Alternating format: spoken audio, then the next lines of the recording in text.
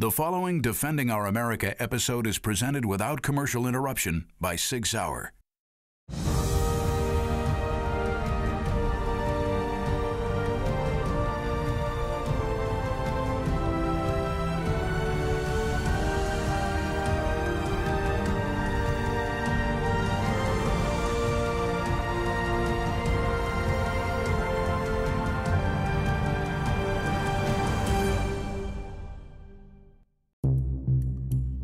So, there was a time on 6th Street that we all went to this shooting call.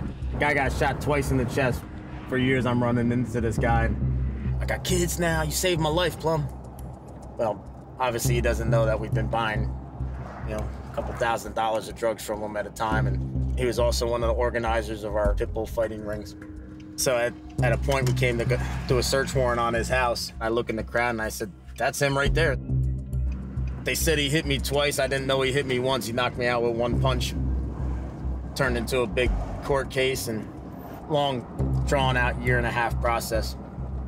While the defense attorney's trying to ask me a question, and I wouldn't answer it because I'm looking at my home address on this piece of paper, I got noticeably shook.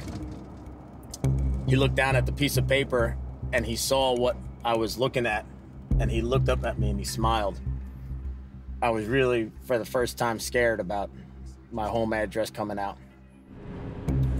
I put this guy away for 42 years, and I kind of get it out of my mind. I'm never going to see this guy again. And one night, I'm in street crimes patrolling an unmarked car. I pull up to the corner, I look over, and this guy's standing right here staring me down. I said, how the hell do I know this guy?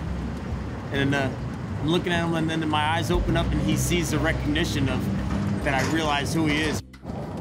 He contested the search warrant, and because he was able to beat the court process on the one thing, it became fruit of the poisonous tree, and everything that led up to that, even the assault on me, got thrown out. So I'm sitting here driving around thinking there's no fear in the world, and here one of my biggest adversaries is standing on the corner that I go to every night. Looks me in the eyes and just shrugs his shoulders and walks away. Yeah, that pissed me off a bit. People use the prison doors as a revolving door in a lot of cases. I've done numerous interviews where guys on the street flat out tell you that they're not afraid of the justice system here. They don't care about going and doing a 30-day stint in county.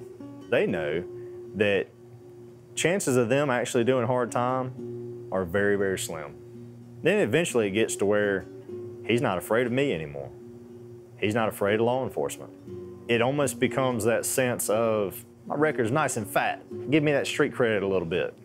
Yeah, it's simple possession, simple possession, simple possession. Then we get them with a distribution. Then maybe we get them with a gun charge. And then after that's done, now they take this plea and put them all together and they get 3 to 5 years in jail.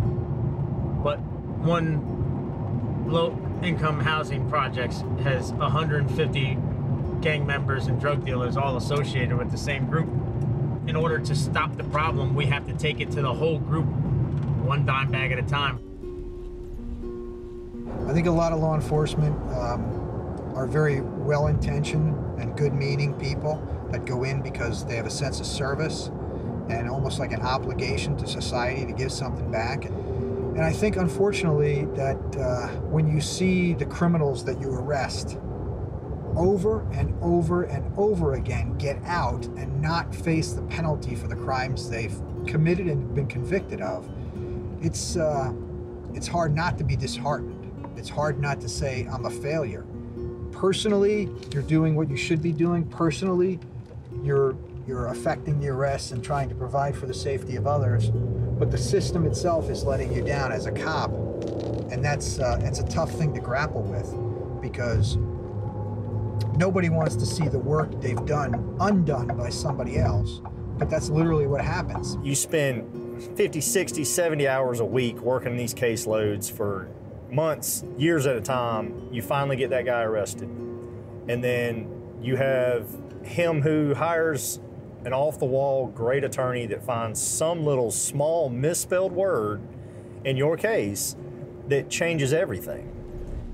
The cycle continues, and you see that over and over, and you're like, When is the justice system going to work? The justice system works slow sometimes. And really the only saving grace is that it's our justice system. And so what you have to accept early on in this career is that you are not going to catch every bad guy and put them away. And we just have to keep doing what we do. Sometimes it works on the first try, sometimes it doesn't. Is it frustrating? Yeah, it frustrates the hell out of you, but it's life in our world.